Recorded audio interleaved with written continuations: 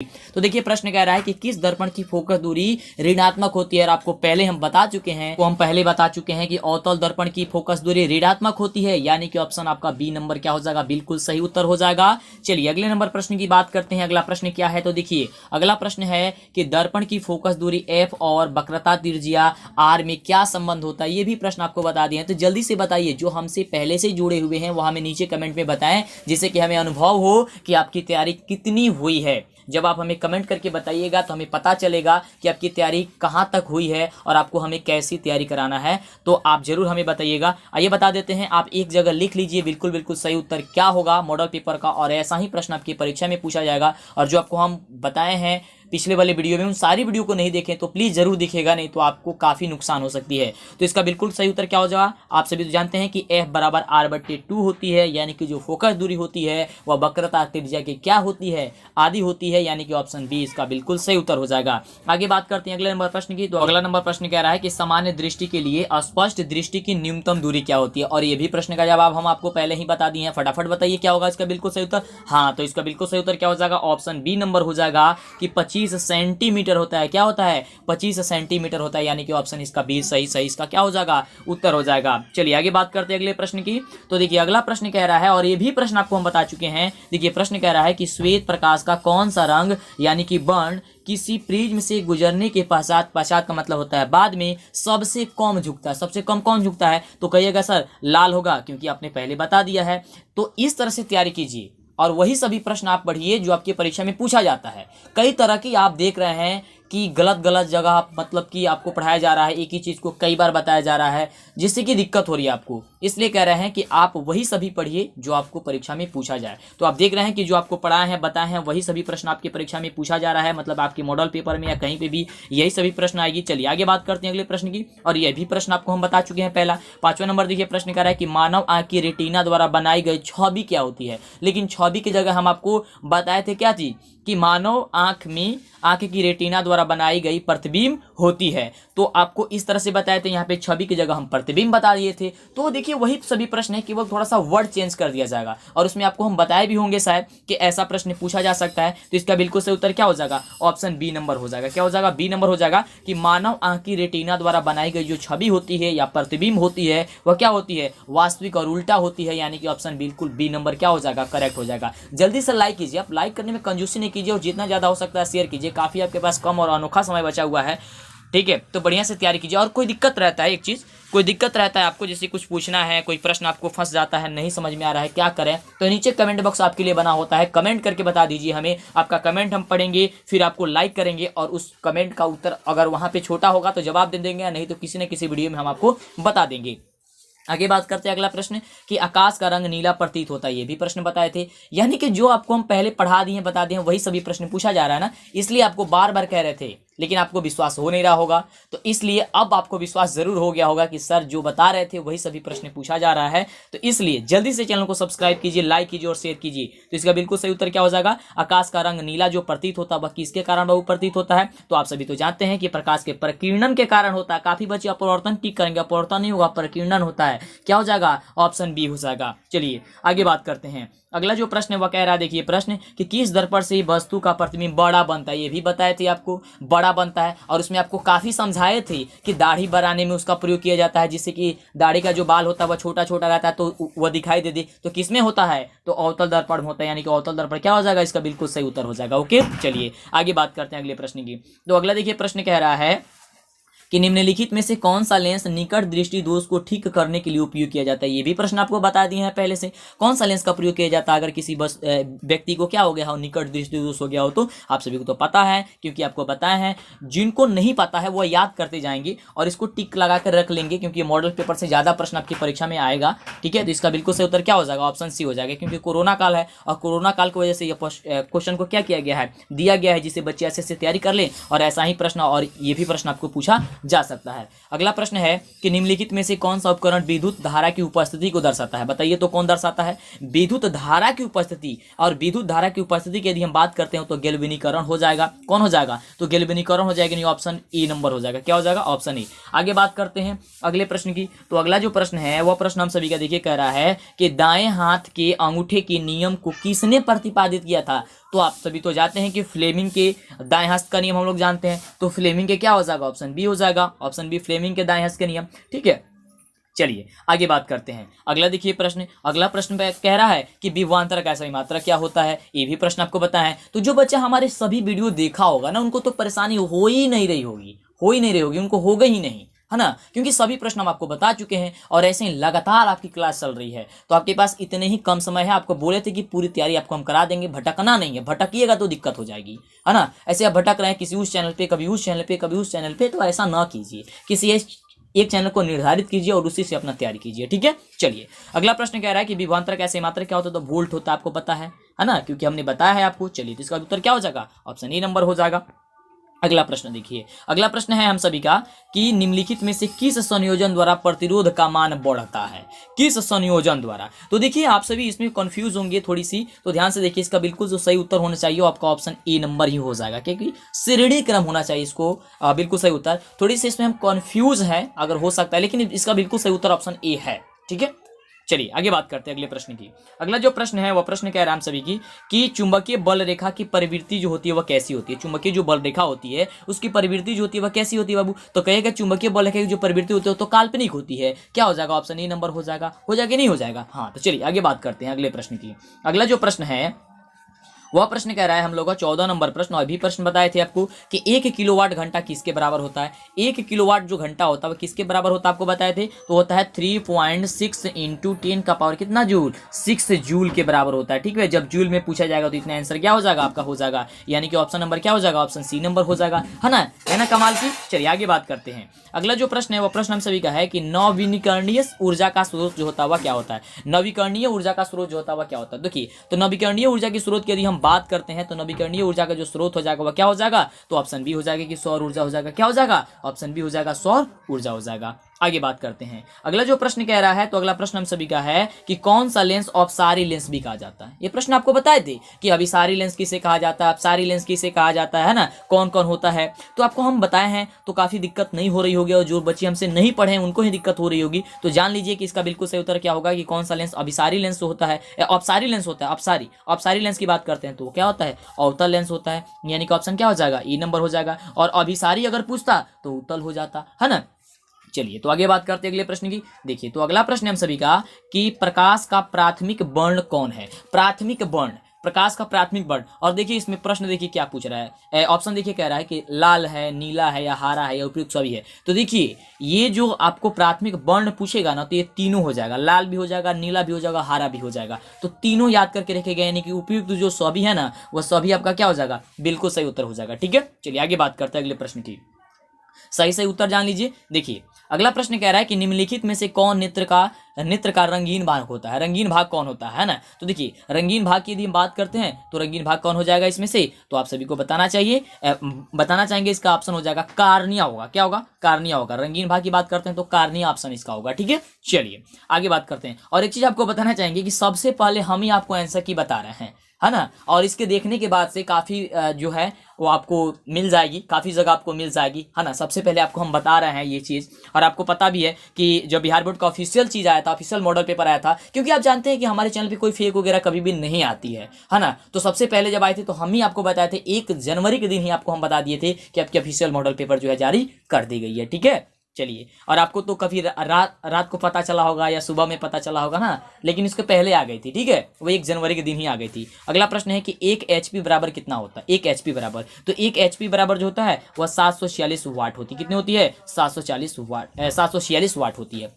ठीक है, चलिए आगे बात करते हैं। इसलिए आपको सभी चीज़ें आपको यहाँ पे सबसे पहले मिलेगी, बढ़िया से मिलेगी, कोई भी इधर उधर का नहीं रहेगा। देखिए ये जो प्रश्न है ये थोड़ा सा हट का प्रश्न पूछा गया, मतलब कि सिलेबस से हट के प्रश्न पूछा गया है, और होना भी चाहिए, क्योंकि जब डबल प्रश्न पूछा जा रहा है तो कुछ हट के होना चाहिए। तो देखिए प्रश्न कह रहा है कि विशालक शीशा। विशालक शीशा का मतलब होता है कि मैग्नीफाइंग ग्लास। मैग्नीफाइंग ग्लास का होता है मतलब कि वह क्या होता है, अवतल दर्पण होता है, अवतल लेंस होता है, उत्तल लेंस होता है, या अवतल दर्पण होता है, या फिर उत्तल दर्पण होता है। क्या होता है इसका बिल्कुल सही उत्तर, अगर आपको पता है तो आप हमें नीचे कमेंट करके बताइए कि क्या होगा इसका बिल्कुल सही उत्तर। इसका बिल्कुल सही उत्तर हो जाएगा ऑप्शन बी नंबर हो जाएगा। क्या हो जाएगा? उत्तल लेंस होगा। ध्यान से याद करके रखिएगा कि विशालक शीशा यानी कि मैग्नीफाइंग जो ग्लास होता है वह उत्तल लेंस होता है। क्या होता है? वह उत्तल लेंस होता है, यानी कि ऑप्शन बी होगा। बढ़िया से याद करके रखिएगा। आइए देखते हैं अगला नंबर जो प्रश्न है वह प्रश्न क्या कह रहा है। तो अब अगला नंबर प्रश्न कह रहा है कि जब किसी चालक तार से विद्युत धारा प्रवाहित होती है तो गतिशील कण है।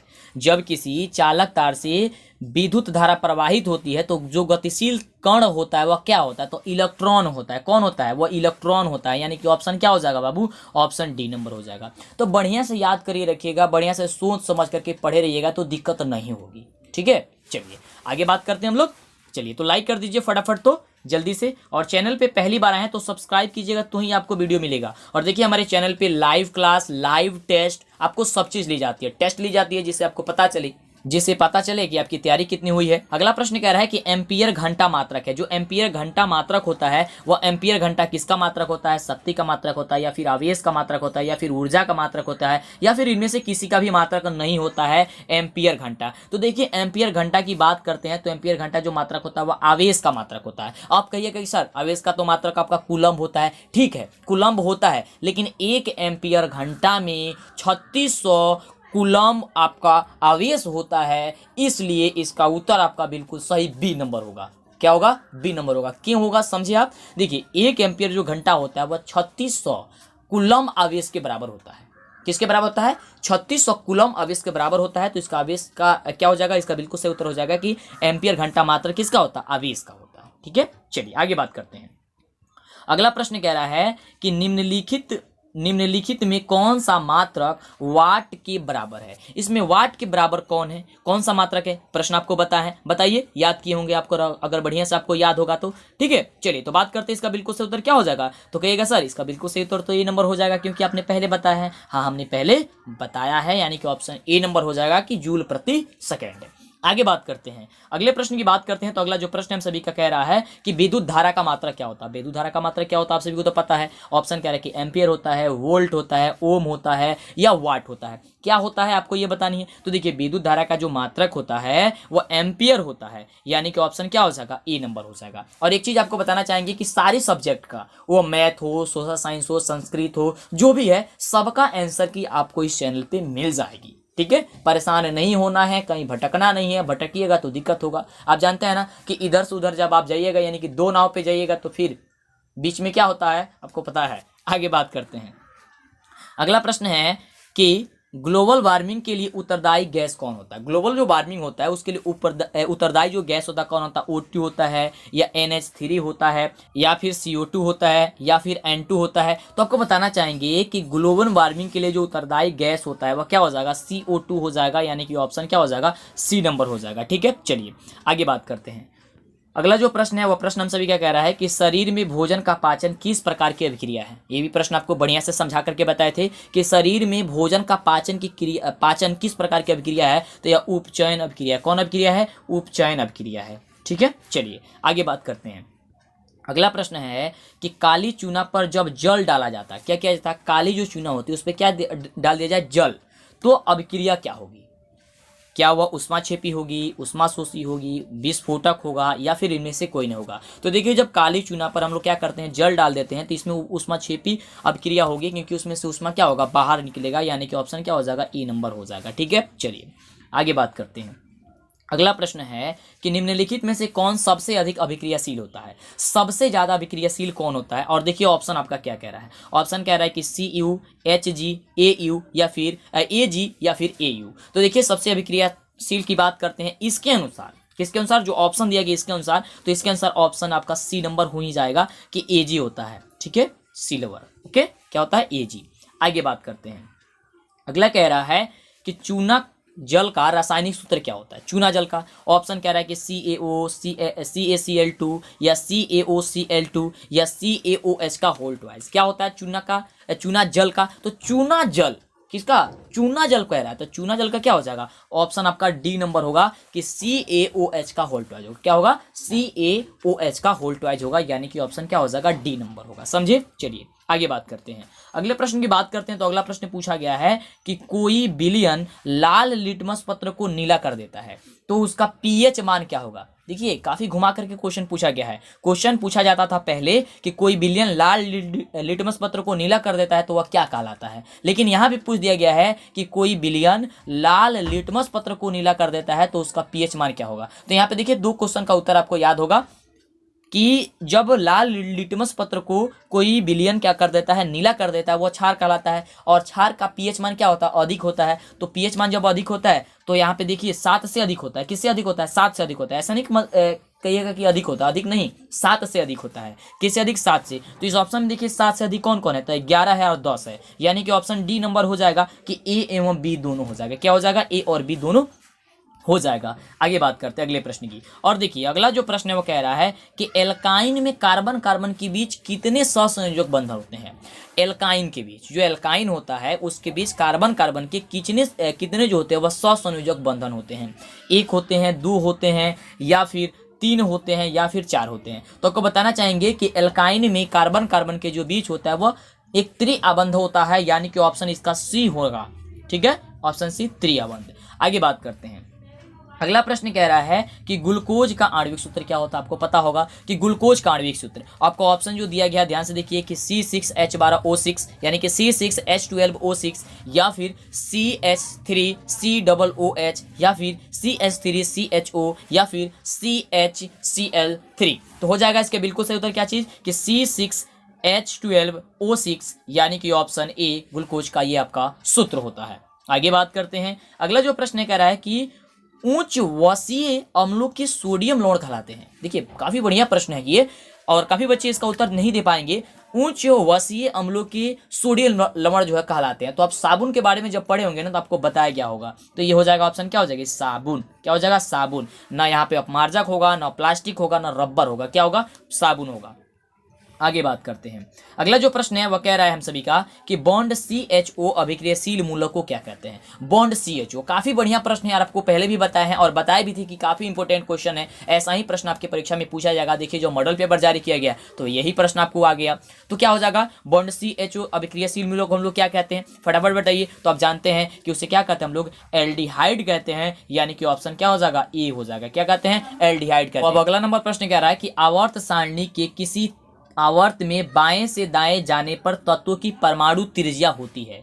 जो आवर्त सारणी होती है उसमें हम बाएं से जब दाएं जाते हैं, कहाँ जाते हैं, ध्यान से देखिए, बाएं से दाएं। जब बाएं से दाएं जाएंगे ना तो उसमें क्या होगा कि परमाणु की त्रिज्या में क्या होगी, घटौती होगी, यानी कि वो घटेगा। यानी कि ऑप्शन क्या हो जाएगा आपका ए नंबर होगा। ठीक है, क्या हो जाएगा, घटेगा। ऑप्शन दिया गया था कि पहले घटती है या पुनः बढ़ती है, और मतलब कि फिर बाद में बढ़ती है, और ऑप्शन सी कह रहा था कि अपवर्तित रहती है, और ऑप्शन डी कह रहा है कि बढ़ती है। तो देखिए वो घटती है। आवर्त सारणी की किसी आवर्त में अगर बाएं से दाएं आप जाइएगा तो तत्वों की परमाणु जो त्रिज्या होगी, ध्यान से देखिएगा, त्रिज्या पूछी जा रही है, तो त्रिज्या में क्या होगी, घटौती होगी, यानी कि यहाँ पे क्या हो जाएगा, ऑप्शन ए नंबर हो जाएगा कि घटती है। अगला जो प्रश्न है वह कह रहा है, ध्यान से देखिए इस प्रश्न को। प्रश्न कह रहा है कि निम्नलिखित तत्वों को उनके अधातु गुण के अनुसार बढ़ते क्रम में सजाइए। और एक प्रश्न आपसे पूछा जाता है कि निम्नलिखित तत्वों को उनके धातु गुण के अनुसार, तो वहाँ पे धातु दिया रहता है, लेकिन यहाँ पे अधातु दिया गया है। और यहाँ पे जो अधातु दिया गया वह कौन कौन दिया गया, देखिए ध्यान से, यहाँ पे दिया गया है Li, है ना, लिथियम, O, और इसके बाद से C, उसके बाद से Be, और उसके बाद से F।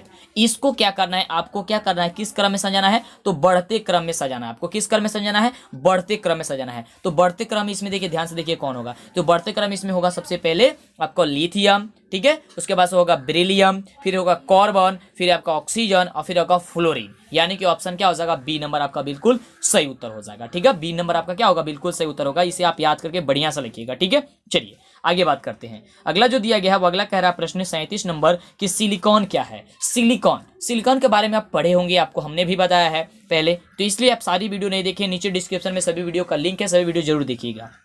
तो कह रहा है कि धातु है या फिर अधातु है या फिर उपधातु या फिर इनमें से कोई नहीं है। तो देखिए सिलिकॉन की यदि हम बात करते हैं तो सिलिकॉन एक उपधातु है। क्या है, उपधातु है, यानी कि ऑप्शन जो हो जाएगा वह सी नंबर हो जाएगा। सिलिकॉन एक उपधातु है, इसे आप याद करके रखिएगा।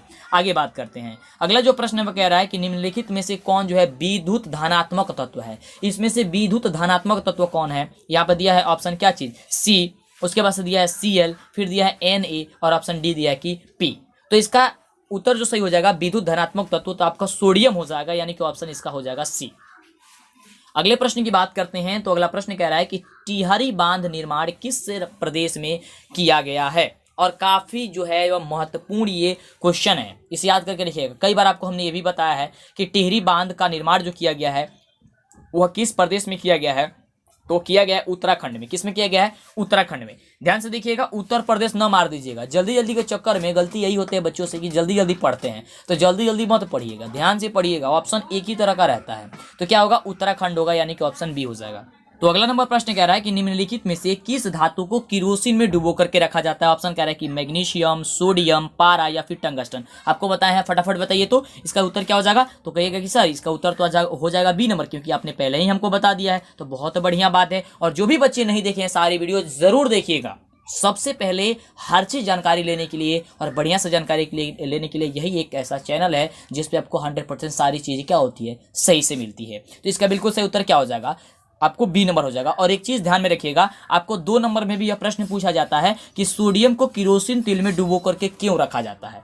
यह प्रश्न आपको हम बताया है ना, ठीक है। तो उससे भी आप याद कर लीजिएगा कि सोडियम को किरोसिन तेल में डुबो करके क्यों रखा जाता है। तो आज की इस वीडियो में बस इतना ही। इसके आगे 40 और प्रश्न है, क्योंकि आपको तो पता है कि पैटर्न में चेंज कर दिया गया है। 80 ऑब्जेक्टिव पूछा जाएगा साइंस में, तो ये वीडियो काफी लंबा हो जाएगा, जिसके लिए हम वीडियो को यहीं पे रोक रहे हैं। लेकिन आगे से जो वीडियो होगी वो कहाँ पे मिलेगी, उस वीडियो का लिंक जो होगा इस डिस्क्रिप्शन में मिल जाएगा, ठीक है। तो उसमें आप जाकर के देख लीजिएगा। और चैनल को जब तक सब्सक्राइब नहीं किए करेंगे तब तक आपको वीडियो नहीं मिलेगा। तो जल्दी से पहले चैनल को सब्सक्राइब कर लीजिए। और रही उसके बाद कि इसमें सब्जेक्टिव जो प्रश्न है, तो उस सब्जेक्टिव प्रश्न को भी हम आपको बताने का प्रयास करेंगे और बताएंगे। इसलिए जल्दी से चैनल को सब्सक्राइब कीजिए, लाइक कीजिए और जल्दी से अपने दोस्तों में शेयर कीजिए, जिससे कि उनको आंसर की मिल जाए। और कैसे डाउनलोड करना है पीडीएफ को, इसे जो आप देख पा रहे हैं, जो मॉडल पेपर जो बिहार बोर्ड के ऑफिशियल मॉडल पेपर है, ऐसे तो मार्केट में बहुत देरी से आएगा, है ना।